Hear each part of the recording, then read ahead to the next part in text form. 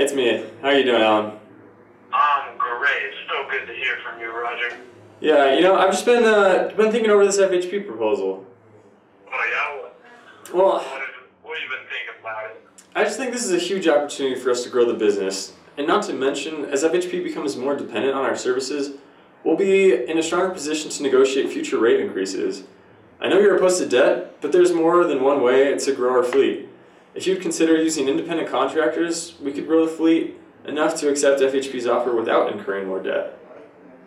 You know, Roger, I understand where you're coming from, but this new route won't last a week if we can't give FHP great service. And you know we've had some trouble with independent contractors in the past. They like to call the shots. They own their tractors. They just sit at home if they want to. I'd rather deal with our own company's rigs and drivers because I feel like the risks of independent contractors are just too much. And on top of that, I'm not really sure that it will be a good thing for us at this point in time. We're just coming out of the recession, and I just don't know that we want to have any more leverage on our balance sheet. Roger, we've been successful here at Starfire because we've made calculated decisions on other offers in the past of whether to accept them or not. And sometimes you just got to say no, even to your biggest customer. Unless you can find a way to squeeze out more capacity with our current fleet, I just don't know if we can accept FHP's offer this time. But if you want, I'll let you throw a team on it, and we're going to meet up on Friday evening before we take off for the weekend. And you let me know what your team's figured out. Alright, sounds good. Thanks a lot, Alan. I'll put a team together on it. Great, I'll see you on Friday. Alright, see you then.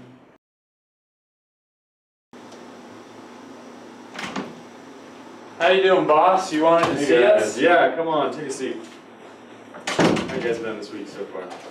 Pretty good. Good. Really good. It's been a good week. Awesome. Well, good. So I've got a new project for you. FHP, our biggest customer, wants to add 2 additional routes to their existing distribution chain. And they're trying to make a deal with us. So I've got the contracts right here for you guys. And I need to brief Alan James on all the potentials of this new contract. I'll need to get a capacity, financial, and strategic analysis of this contract. Do you guys think you can get it done by Friday? Yeah, I think we can take care of it. All right, awesome. Thanks so much, guys. We'll see you back on Friday then. All right, Ready? good. All right, take care.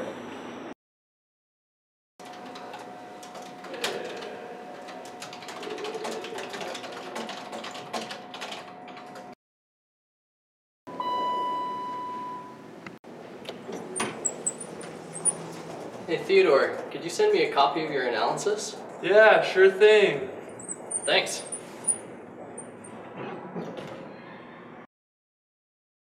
So if you look here at the first chart, Exhibit 1, it has a capacity analysis. Now, FHP is asked to do 2 additional round trips on a weekly basis. These trips would add 3,000 miles per week and 156,000 miles for the whole year. Now ideally, the best way to do this would be by just having one driver run this route twice. But to be able to do that, the driver's going to have to complete the route in under 70 hours, as that is the driving restriction imposed on an 8-day period by federal regulations. Unfortunately, this isn't really feasible for any of our drivers because they'd have to average about 86 miles an hour the whole trip. And as you and I both know, that's not going to happen. I can't do that. But looking at our logs and Starfire's logs over the last 30 years, as well as industry standards, most trucks average about 55 to 60 miles an hour on these cross-country journeys. What this means is that one driver alone isn't going to be enough to fulfill FHP's needs. We're going to have to either use 2 drivers and have them staggered so that they're driving opposite directions and the route gets done about every 3 days that way. We could use a slip seating method where we have one driver drive and pick up the goods and swap in a new driver, but that's still going to be a little bit complicated and we'll run into some hour restrictions. Or the other option that we've thought about would be a team driving scenario where you're still paying the 2 drivers, but you don't have these hour limitations because each driver can drive and then rest, and these driving and resting periods are alternated between the 2 drivers. The other thing that this table shows is the max amount of miles that one truck can go in an 8-day period as well as during a year period. Starfire's potential mileage in 1 year is between 14 and 15 million miles. That's quite a bit. Now, I see here you have a total projected capacity and a total budgeted capacity. Can you explain the difference for me? As you know, our president and CEO, Alan, likes to only use a budgeted capacity based on 85% of total miles.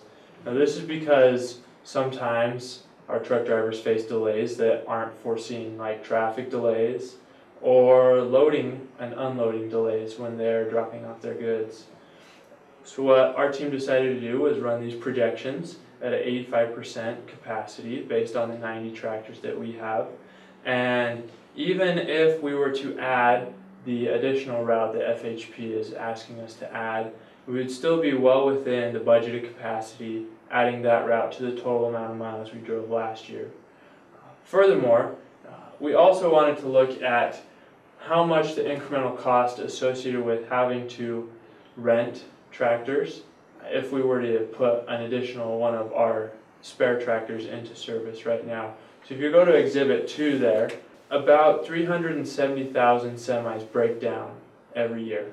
This equates to about 18% of all trucks being broken down at some point during the year. Now most trucks, when they're broken down, require about 4 days to fix and get on the road again. So if you flip to Exhibit 3, it'll show you how much the costs are associated with renting a tractor and a trailer on a daily basis and a weekly basis, as well as the additional mileage rate that is charged. Now, these numbers by themselves don't actually tell the whole story, because the likelihood of having more than 2 or 3 tractors break down at the same time isn't 100%. So, if you look at Exhibit 4, there's a probability weighted incremental cost table that takes the chance of one tractor breaking down, multiplies it by the amount of reserve tractors that we have, to figure out what the probability of having all of our reserve tractors in use and having an additional breakdown happen. We took this probability and multiplied it by the total weekly cost to rent a tractor and a trailer, and came up with an incremental cost of putting one more of our spare tractors into service at only $450 on a yearly basis. It's not necessary for Alan to go out and buy another tractor or buy additional trailers, but using the existing capacity that we have here, we can fulfill FHP's demands. Yes, and as Theodore said, talking about the debt, we don't feel that it's necessary that we would have to go out and buy another tractor and trailer. But looking at some of the statistics, and here comparing our debt ratios, both just the debt ratio and the debt to equity ratio, with similar companies in the market, Landstar and JB Hunt, you can see by looking at the table that Starfire's debt to equity ratio and debt ratio are far below the ratios of Landstar and JB Hunt. Yeah, they are. One thing that's important to note is that Landstar uses primarily independent contractors, so a lot of the tractors and trailers that they use aren't actually on their balance sheet, which is why their ratios are much lower than JB Hunt's. So if you go to the next exhibit, you can see I've done a SWOT analysis, or strengths, weaknesses, opportunities, and threats. And you can see in our strengths, we have a long history of being very reliable, delivering quality service, and as I mentioned from the last exhibit, we have very low debt ratios compared to other trucking firms.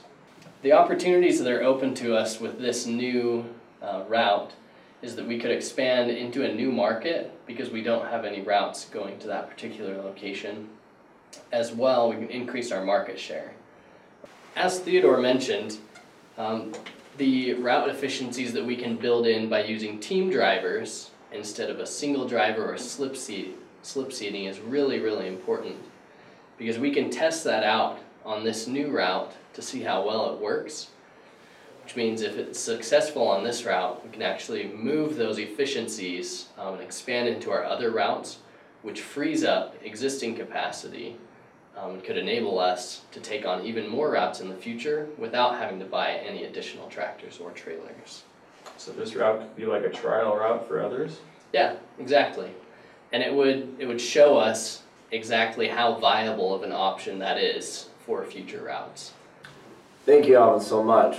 We also prepared a couple of profit comparison analysis, as you can see in these charts. And here we'll actually see the impact on the balance sheet and the income statement. So I highlighted a couple of important factors here. As you can see, we have both the existing capacity if we buy the tractor and trailer and the independent contractor. Now, as we were saying before, we lean heavily towards the existing capacity, and especially for this one line here, the profit. We make the most profit using our existing capacity. As you can see, it outgrosses the other two by a fair margin of about $50,000.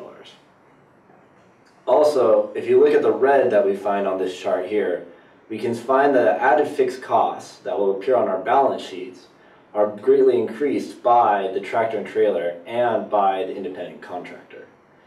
So looking at this and looking just at our financials, if we do want to increase our bottom line, our best bet is to go towards the existing capacity. To break that up even further, we decided to do analysis of a per mile, as you can see on the second chart there. Here we can see the profit per mile is 75 cents with using our existing capacity. Whereas tractor and trailer and also the independent contractor, we don't profit as much because we have to be paying off our loans as well as be paying off different permits and things for the independent contractors.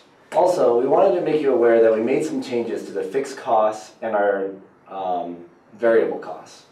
We found that in our direct costs, we have payroll taxes. However, some of those payroll taxes will be proportioned to the amount of hours that our employees are driving, and therefore they would actually be considered a variable cost. After reallocating that, we could find a more accurate variable cost to apply to the existing capacity and the tractors and trailers.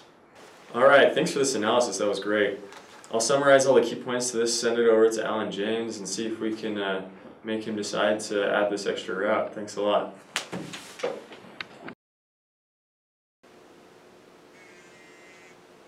Oh, it's Alan. Hey, Alan? How you doing, Roger? Doing good. How are you doing? I'm great. Hey, I got your email, and I know we talked about meeting together this evening before the weekend, but one of the boards that I serve on called me up and said that there's an emergency meeting they need me to fly to, so I'm currently en route there, but I wanted to call and talk about the main points of your analysis, and hoping you could just recap those by me real quick. Sure thing.